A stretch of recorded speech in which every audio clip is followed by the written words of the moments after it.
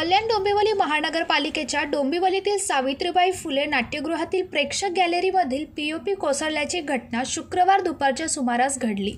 सुदैवाने यावेळी कोणतेही नाटक प्रयोग किंवा कार्यक्रम नव्हता। प्रेक्षक गॅलरीमधील छताचा पीओपीचा काही भाग कोसळला। घटनेची माहिती मिळताच केडीएमसी अधिकारी घटनास्थळी दाखल झाले।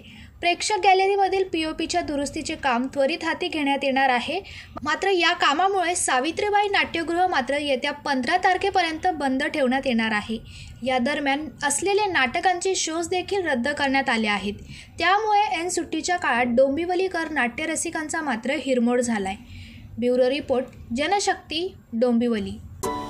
अरे, तुम्ही अजून आमच्या चॅनलला सबस्क्राइब नाही केलं तर लगेच जनशक्ती चॅनलला सबस्क्राइब करा आणि बेल आयकॉनवर क्लिक करा आणि रहा अपडेट।